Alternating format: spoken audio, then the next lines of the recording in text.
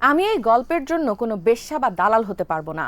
আমি এর জন্য অন্যভাবে অর্থ দিতে পারি। একজন নারীর সাথে জেফ্রি এপস্টিনের এই রহস্যময় ইমেল কথোপকথন ঘিরেই এখন তোলপাড়। কিন্তু চমকে ওঠার মতো তথ্য হলো এই কথোপকথনের মাঝেই হুট করে চলে এসেছে বাংলাদেশের নাম।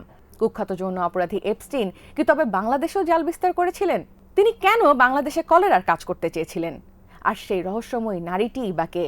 সবকিছু ফাঁস করে দিয়েছে সাম্প্রতিক এপস্টিন ফাইলস, যেখানে নাম এসেছে ডক্টর ইউনুস থেকে শুরু করে বড় বড় ব্যবসায়ী ও প্রতিষ্ঠানের। এপস্টিন ফাইলসের সংবেদনশীল অংশটি হলো 2015 সালের একটি ইমেল। সেখানে দেখা যায় এক নারী এবং এপস্টিনের মাঝে বেশ উত্তপ্ত বাক্য বিনিময় হচ্ছে। ওই নারী সাফ জানিয়ে দেন তিনি মেয়ে সরবরাহকারী, কোনো দালাল হতে চান না। ঠিক এই আলোচনার মাঝেই এপস্টিন উল্লেখ করেন বাংলাদেশের নাম।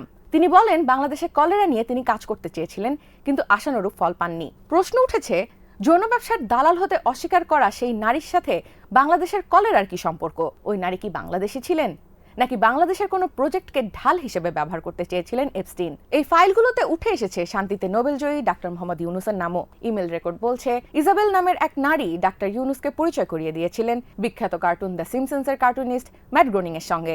উদ্দেশ্য ডাক্তার ইউনুসকে নিয়ে একটি কার্টুন চরিত্র তৈরি করা। সেই কার্টুনটি তৈরি করে পাঠানো হয়েছিল এপস্টিনের কাছে।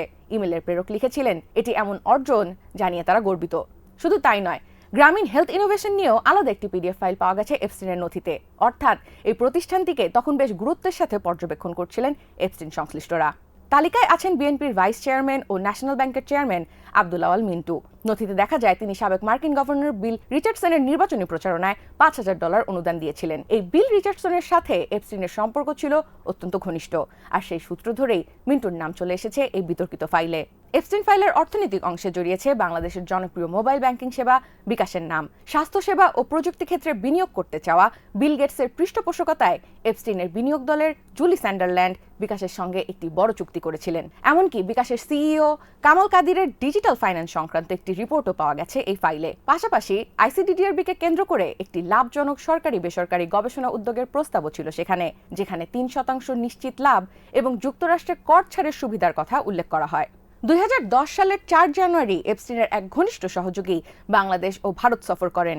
কেন ছিল সেই সফর? কুখ্যাত এই ব্যক্তির নথিতে বাংলাদেশের এত সব নাম কি কেবলই ব্যবসায়িক সংযোগ, নাকি এর আড়ালে লুকিয়ে আছে আরো অন্ধকার কোনো সত্য?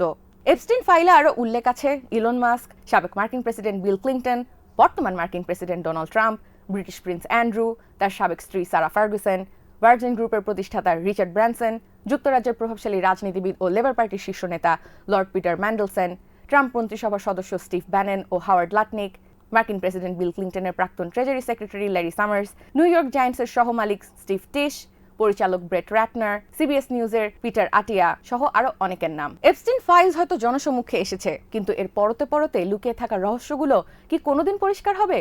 এমনই সব ভিডিওর জন্য চোখ রাখুন ডেইলি টাইমস অফ বাংলাদেশের ইউটিউব চ্যানেল ও ফেসবুক পেজে।